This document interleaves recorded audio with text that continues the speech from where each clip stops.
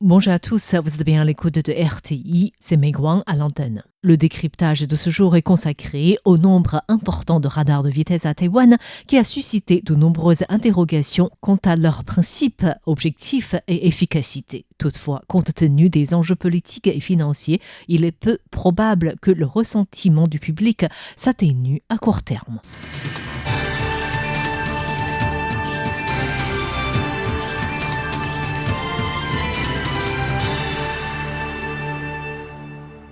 Selon les statistiques du Bureau des autoroutes, au cours des 3 dernières années, les 6 supermunicipalités de Taïwan et le Bureau national de la police routière ont infligé à eux seuls plus de 20 millions de contraventions routières par an. Plus précisément, ce nombre est de 20 610 000 en 2022, 23 450 000 en 2023 et 21 250 000 en 2024. Ceci signifie que presque tous les Taïwanais en ont reçu une par an. L'aspect le plus critiqué est la prolifération des amendes pour excès de vitesse dans l'ensemble du pays.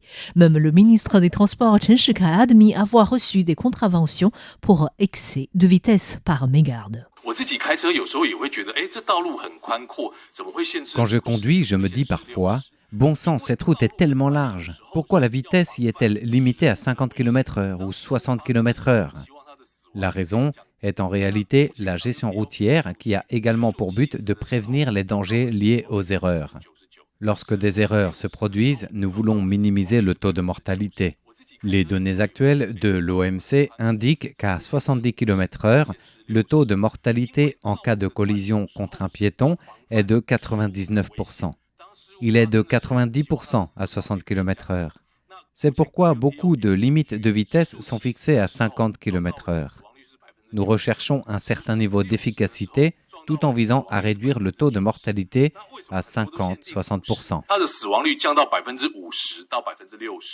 Wu Dongling, directeur du département de l'administration et de la sécurité routière du ministère des Transports, a indiqué que depuis que le ministère a amélioré la sécurité au carrefour et a encouragé la culture du respect des priorités pour les piétons, la proportion de décès de piétons survenant aux intersections a progressivement diminué, passant de 53% en 2023 à 46% en 2025.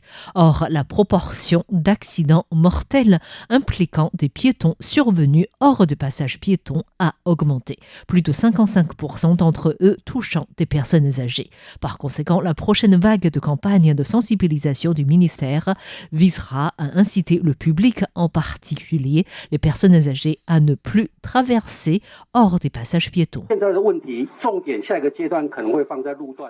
L'accent sera mis dans une prochaine étape sur la circulation au milieu des routes, car Taïwan compte une forte densité de scooters et autres véhicules. De ce fait, nous avons constaté une fréquence relativement élevée de collisions avec des piétons au milieu des routes. Bien entendu, certaines de ces collisions surviennent lorsque des piétons traversent la route. Par ailleurs, nos données d'enquête sur les accidents montrent que lorsqu'un piéton est heurté par un véhicule en excès de vitesse, le taux de mortalité est très élevé, à 46%. C'est pourquoi notre ministère des Transports insiste sur l'importance cruciale de la gestion de la vitesse. Le problème est que selon les données sur les décès du janvier à septembre de 2025, que ce soit de gros véhicules, de petits véhicules ou des véhicules motorisés lents, les 3 principales causes, voire les 10 principales causes de décès ne sont pas liées à la vitesse. De plus, le nombre d'accidents de la route à Taïwan n'a pas diminué pour autant. En 2023 et 2024, les chiffres ont oscillé autour de 400 000, dépassant non seulement les 370 000 enregistrés en 2022, mais atteignant également leur plus haut niveau depuis 2008. Et entre janvier et septembre de 2025, le nombre de personnes blessées lors des accidents a également dépassé les 390 000, soit une augmentation de plus de 5 700 personnes par rapport à la même période de l'année précédente, ce qui représente une hausse de 1,5%. Au niveau du nombre de décès sur les routes, le nombre a diminué, passant de 3 064 en 2022 à 2 950 en 2024. Et entre janvier et septembre de 2025, on a enregistré une baisse de 83 décès par rapport à la même période de l'année précédente, soit une diminution de 3,8% par rapport à la même période de 2024 et une baisse de 6,2% par rapport à la même période de 2023. Même si Taïwan a fait des progrès en matière de décès sur les routes, l'objectif d'une réduction annuelle de 7% est toujours loin d'être atteint. Et selon les données officielles du ministère de l'Intérieur, Taïwan compte 1809 radars de vitesse dans le pays. Cependant, d'après une recherche effectuée par le député Huang Jianhao sur le site web d'information publique du gouvernement, les collectivités locales, y compris celles installées sur les routes nationales et régionales, en dénombrent 2500. Le député Lu Mingzhe a également cité les chiffres de la base de données mondiale des radars automatiques SCDB pour souligner que Taïwan possède l'une des plus fortes densités de radars automatiques au monde. Le site web The Worldwide Speed Camera Database compile des statistiques mondiales en tenant compte des variations de taille des pays et des niveaux de développement routier. Si on compte toutes les rues comprenant des allées, alors il y a 82 radars de vitesse pour 1000 km, alors que le nombre est de 0,27 au Japon et de 27 à Singapour. D'après mes calculs, à l'échelle mondiale, le nombre est de 2,2 radars de vitesse pour 1000 km. Franchement, je pense que la densité de Taïwan est vraiment élevée. Lu Mingzhe s'est interrogé également sur le fait que, malgré une densité de radars plus élevée à Taïwan qu'au Japon et à Singapour, le taux de mortalité routière pour 100 000 habitants reste supérieur à Taïwan, puisque le taux n'est que de 1,69 à Singapour, 2,6 au Japon et 12,6 à Taïwan.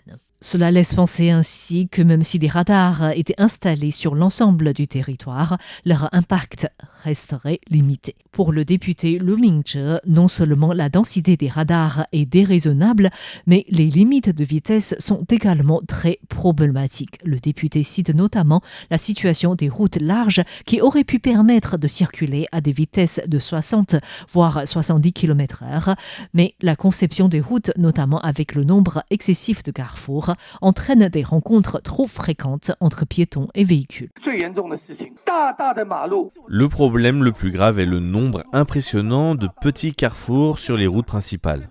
À Taïwan, même les voies étroites qui font 3 mètres de large ou même des chemins ruraux de 2 mètres et qui croisent des routes principales sont aménagés avec des terre-pleins centraux ou des passages piétons par exemple.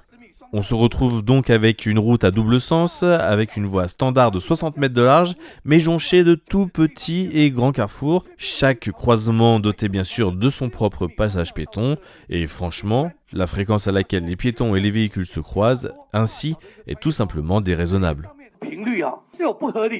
Un autre élément important à noter, c'est l'utilisation des amendes perçues par le gouvernement suscite également l'attention du public. Le député Lin Junxian a souligné qu'au cours des 3 dernières années, les 6 supermunicipalités de Taïwan ont perçu des amendes liées aux infractions routières, respectivement de l'ordre de 697 millions d'euros, 769 millions d'euros et 737 millions d'euros, mais que la destination de ces fonds reste floue et l'argent perçu devient ainsi une caisse noire pour les gouvernements locaux.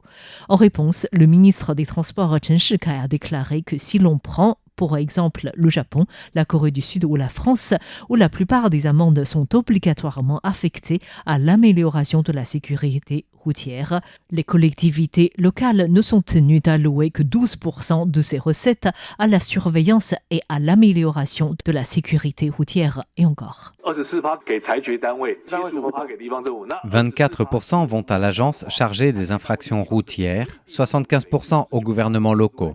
Pour les 6 supermunicipalités, l'agence chargée des infractions routières est en fait le gouvernement local lui-même, ce qui signifie que 99% des amendes perçues reviennent aux collectivités locales, le 1% restant allant au trésor public.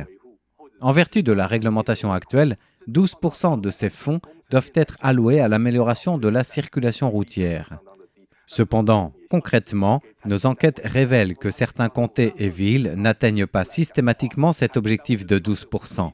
De plus, La majeure partie de ces 12% est consacrée à l'entretien ou à la réparation des systèmes de radar ou à la maintenance liée à l'application de la loi. La proportion réelle consacrée à des améliorations tangibles en matière de travaux, de sécurité routière ou des campagnes de sensibilisation est remarquablement faible. Nous préconisons donc des réformes dans ce domaine. Cependant, il faut noter que toute modification législative visant à augmenter la part des financements alloués par les collectivités locales à l'amélioration de la sécurité routière impliquait non seulement le ministère des Transports, mais aussi celui de l'Intérieur et les collectivités locales. Le dossier peut être extrêmement complexe et c'est plutôt aux conducteurs, mais aussi aux piétons de faire attention à leur propre sécurité sur la route. Merci à tous d'avoir suivi le décryptage de ce jour proposé par Meg Wang et je vous souhaite une excellente écoute en compagnie de Radio Taïwan International.